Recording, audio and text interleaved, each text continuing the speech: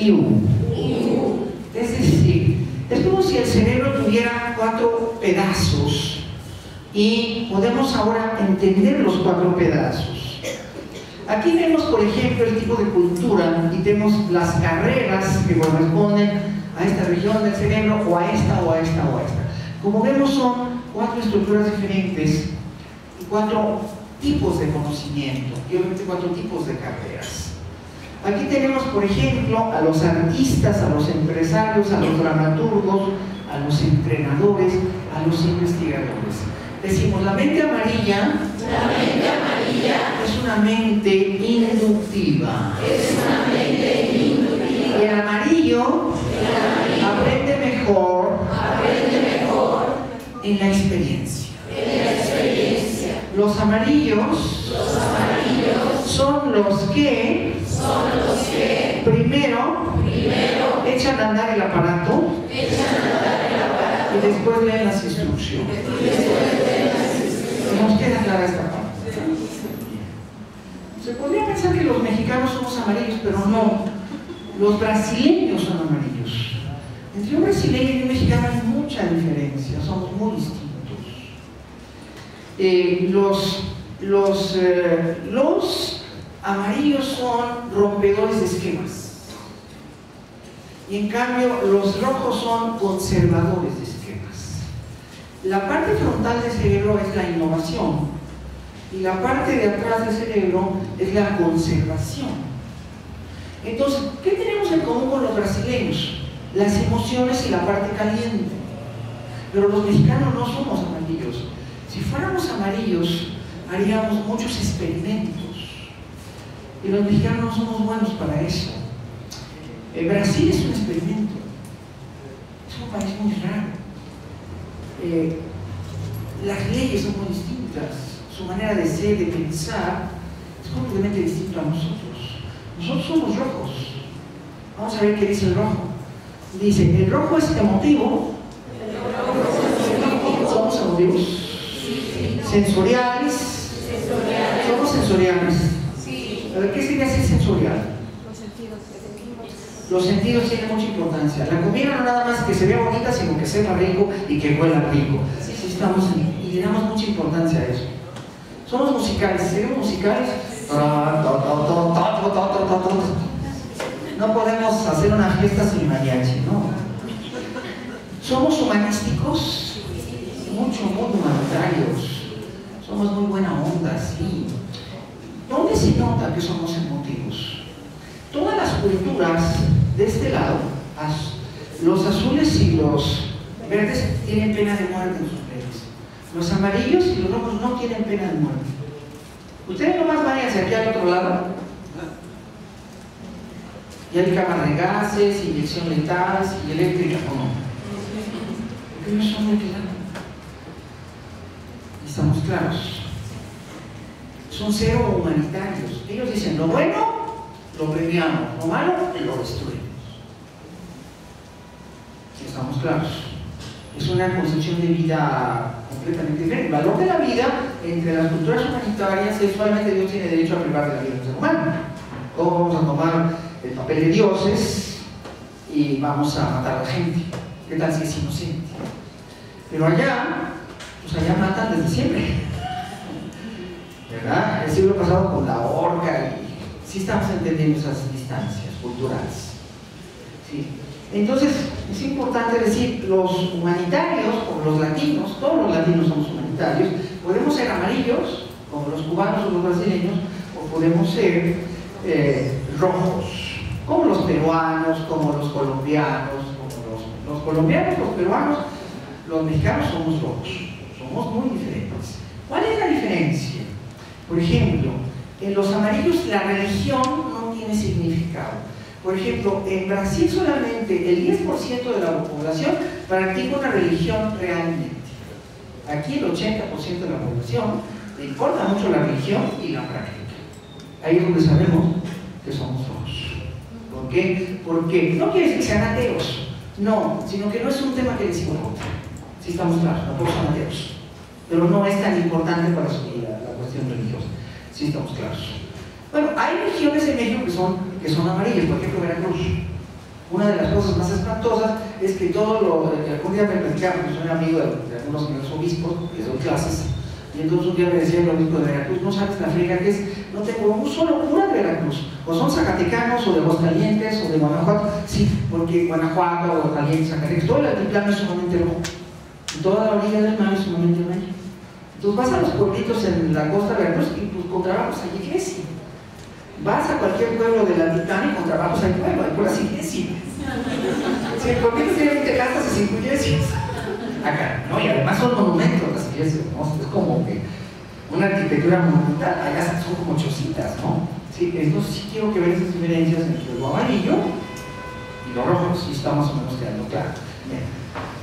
¿Qué más tienen los rojos? Somos muy explosivos, cosa que los amarillos no. Explosivo quiere decir que somos como López Obrador. ¿Se fijaron en el debate? Eran puras cacayacas. Josefina le decía a Peña, Peña le contestaba a Josefina, el Peña le decía a los dos. Y Cuadri pues, estaba como convidado de piedra, ¿no? Que era más cómodo, porque nadie se metía con él, entonces tampoco se metió con nadie. Sí, ¿cómo explicar? En el mexicano esto de lo explosivo se refiere a explosión emocional. El mexicano no se puede quedar con el coraje, lo grita, ¿sí me explico? ¿Sí? Es muy divertido, claro, hay unos rojos más rojos que nosotros, les voy a decir quiénes son mucho más rojos que nosotros, los italianos son típicamente mexicanos. Ese sería el arquetipo perfecto. ¿Qué hace un italiano cuando se chocan? Los dos se bajan y están 2 horas gritándose, pero no se tocan un pelo. Sí, es puro rollo. ¿Sí o no? Así son. Y también los españoles tienen mucho de rojo, ¿no? Pues de ahí nos vienen, ¿no? Sí, estamos muy escándalo. Sí, estamos claros, muy orientados al escándalo.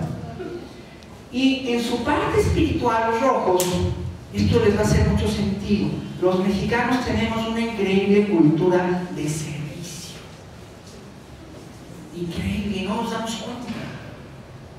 Yo me di cuenta a la fuerza, porque el año pasado fui a visitar a mi familia en España, tomé el avión a Barcelona, y me fui por Iberia. Me fui por Aeroméxico. Y entonces venían muchos españoles, iban muchos españoles, casi medio avión eran españoles. Y decían, si tienen Iberia, pues se van para México. Y yo le decía, oiga, ¿y prefieren México? Sí, 1000 veces. ¿Y por qué? Te atienden, decía una señora ya mayor, como unos 75, te atienden, dijo, te atienden. ¿Qué allá no te atienden? ¡Ah! ¡Qué fácil España! Pero si te avienta el plato en la cara. Sí, si vamos con ganas de fijarse cómo es el servicio allá, el mesero agarra y se va. Y creo que aquí le gustó, está bien, le agrada, y pasa el director de los meseros. Es de su agrado una cosa, no eso jamás lo veían allá. Pero es esa parte de la cultura muy mexicana, está muy acendrada, es como ser buen anfitrión, ¿sí me explico? No sé, aquí en los ranchos llegas y te ofrecen algo de comer, ¿sí me explico? Y si no tienen, hasta se pone a cocinar, pero no te vas sin nada. Es como este sentido de la atención, estamos claros. Es tu invitado, tú eres el anfitrión, es como una obligación el ofrecer algo, el que coman, es como que de toda la cultura, porque no importan las clases sociales, y es toda la gente como que ofrece mucho o poco, pero ofrece lo que tiene. Sí, somos como ofrecidos también. Sí, entonces quiero que vean esos contrastes, ¿sí? Está quedando claro. Sí, los amarillos y los rojos muy distintos. Si vas a la zona muy amarilla de México, tampoco se da esto del servicio, esto es rojo. Esto lo ves mucho en Puebla, lo ves mucho en la Ciudad de México, lo ves mucho en el Bajío, en el norte tampoco, que allá no son rojos. Vienen más a ser amarillos. Digo, en mi tierra, en Chihuahua, si te dan las gracias, sí que te fue bien, ¿no? Sí, es otra cultura. Son muy directos, o si no dicen mentiras, si les caes gordo te lo dicen, pero no son muy amables, no como acá. Acá es como que increíble, es como la capital mundial de la humanidad. Y eso los turistas lo valoran mucho porque no es muy común en el planeta, ¿no? Realmente no, si estamos claros. Es una calidez de ofrecer emocionalmente lo que haces, como ser grato, ¿sí me explico? Como ser grato, como apapachar, hasta la palabra apapachar es muy mexicana. Bueno, entonces ya estamos entendiendo un poquito las diferencias.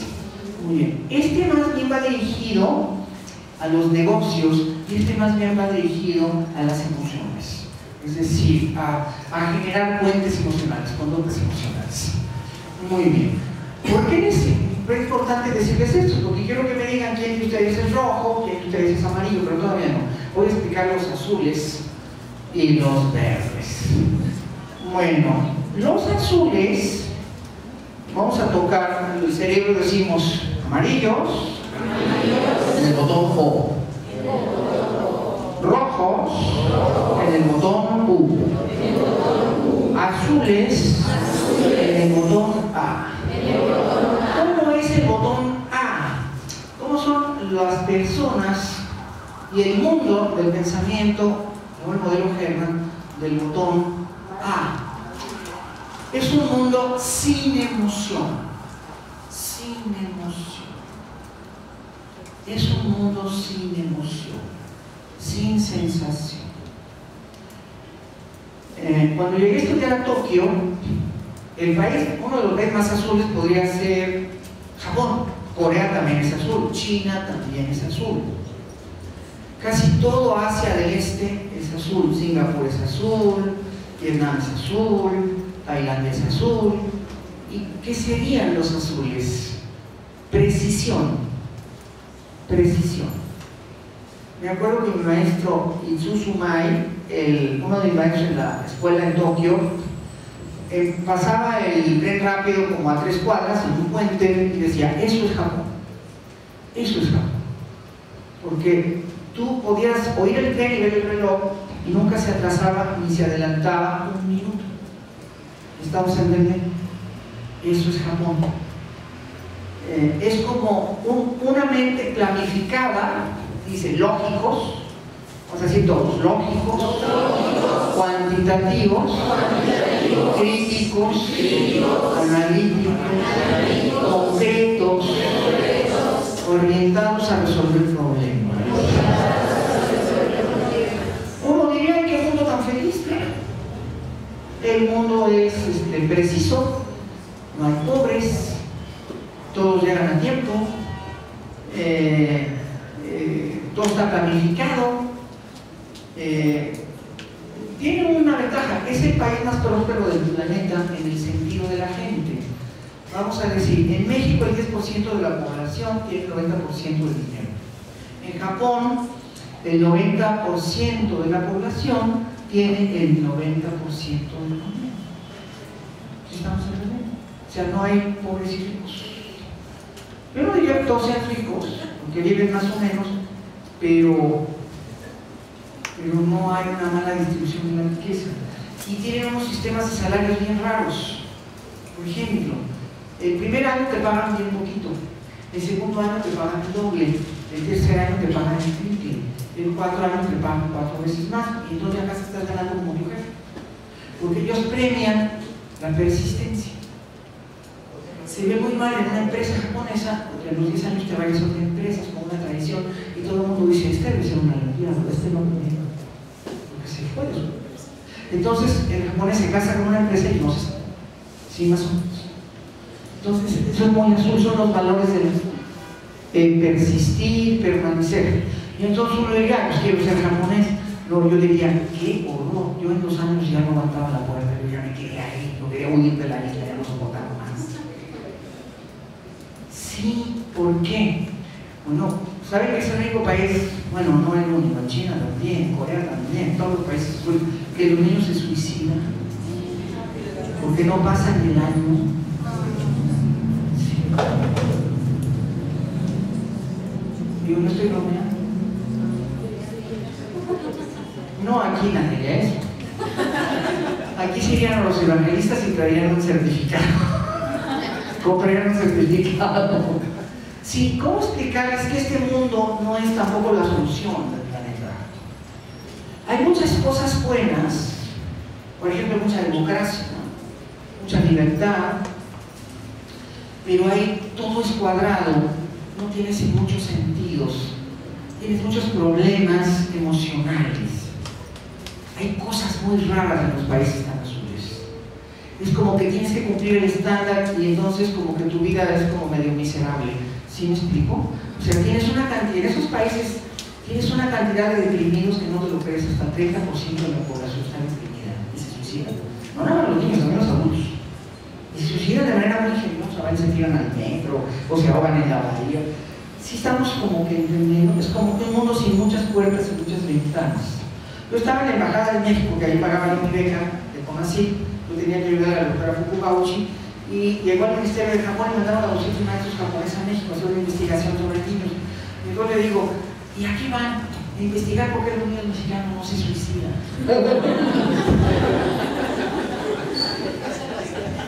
Es decir, tienes el sentido de responsabilidad tan arriba que es como si ya no quedara espacio para nada más. ¿Sí estamos entendiendo? Sí. Entonces tienden al perfeccionismo. Y el perfeccionismo es una forma neurótica. Genera angustia. ¿Los alemanes son así? No, los alemanes son verdes. Y creo que los verdes son peores que los azules. Ahorita les explico por qué. Aquí hay como que una necesidad de cumplir otro objetivo, una necesidad grupal. Es como si el individuo desapareciera del grupo. ¿Sí estamos claros? Es decir, importa más el bien social que el bien individual. Entonces el gobierno puede decir, a partir de este año no van a tener hijos porque lo prohíbo, y nadie tiene hijos. Digo, no es broma. En China se tiene un niño varón y luego ya no hay con quién casarlo.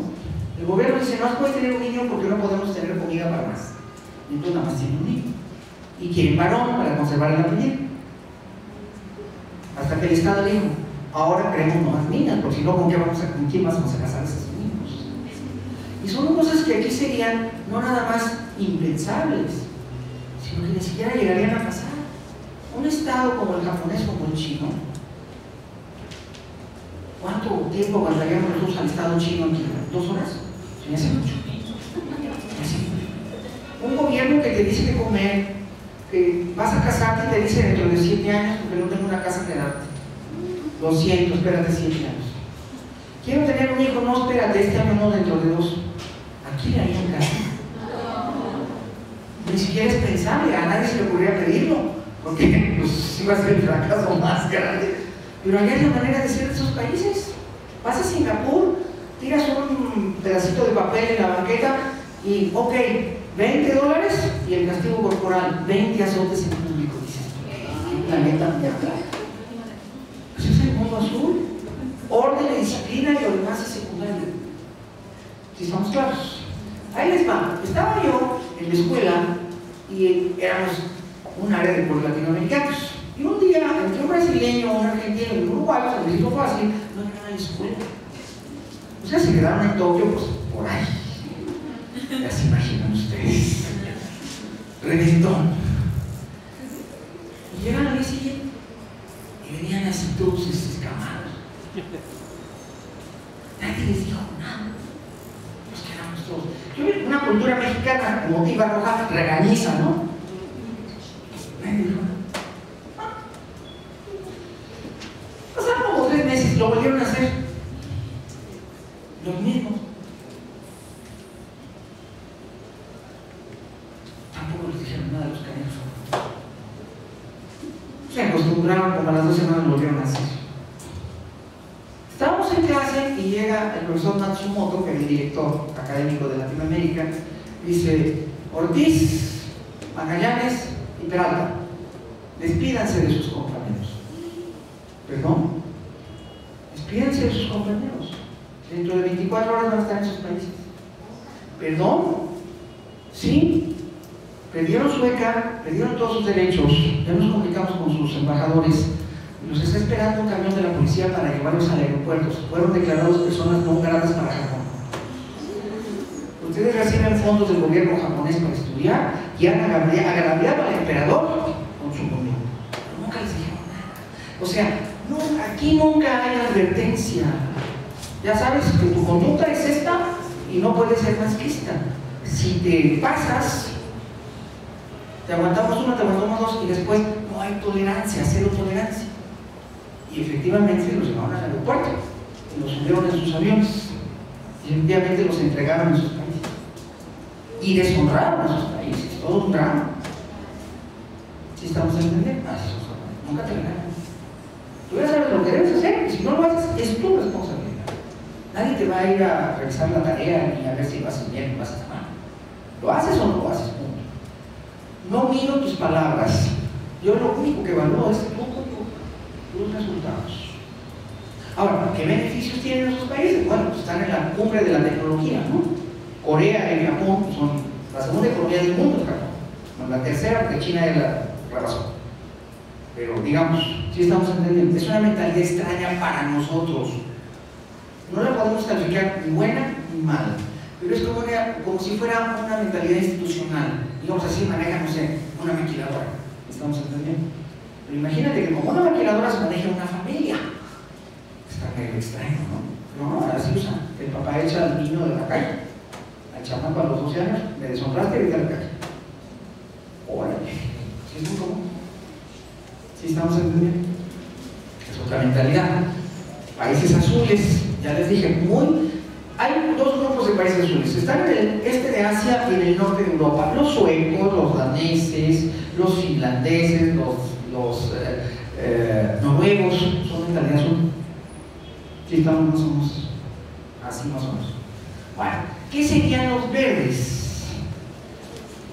Los verdes son interesantes porque son muy prósperos. Los verdes son secuenciales, controladores, conservadores, estructurales, minuciosos, planificadores, muy planeadores, y son estructuras binarias, son como Estados Unidos. Es decir, no, estos son como muy fundamentalistas, ¿sí me explico? Estos son un poquito menos fundamentalistas. Sí, el deber es importante, el orden es importante, los resultados son muy importantes, pero como que hay un poquito más capacidad de tolerancia, ¿sí me explico? Como que hay aperturas. Son culturas menos adictas al trabajo. Estos son workahólicos. ¿Por qué China es la maquiladora del mundo? Porque son azules. ¿Y qué hacen en la vida? Pues trabajar. ¿Hacen algo más? No. Por eso nos ganan a todos. ¿Sí estamos entendiendo? Por eso ganan a todos. Pero si se fijan, estos tienen como... es diferente una sociedad trabajólica a una sociedad controladora. Estos son controladores. Controladores tienen su énfasis en la ley. Su pacto acá es como el trabajo y el orden. Y aquí su pacto es como la ley. Son legalistas. Son sociedades altamente legalistas. Vamos a explicar esto del legalismo. Cuando yo hago un acuerdo con mi hijo de que va a llegar hasta la 1 de la madrugada, le estoy dando tolerancia, ¿no? Y claro, si no llega, pues va a venir el castigo, estamos entendiendo. Pero hay un diálogo y hay un acuerdo muy interesante. Las sociedades verdes tienen parlamentarismo, ¿sí entendemos lo que es el parlamentarismo? Y se pueden poner acuerdos. Por ejemplo, en las sociedades rojas los parlamentos no funcionan. Porque este quiere una cosa, este quiere una cosa, este quiere otra cosa, pero como no sabe negociar, este dice no quiero, este dice no quiero, este dice no quiero y nadie se mueve y nunca pasa nada. Si estamos aquí en México, si estamos entendiendo.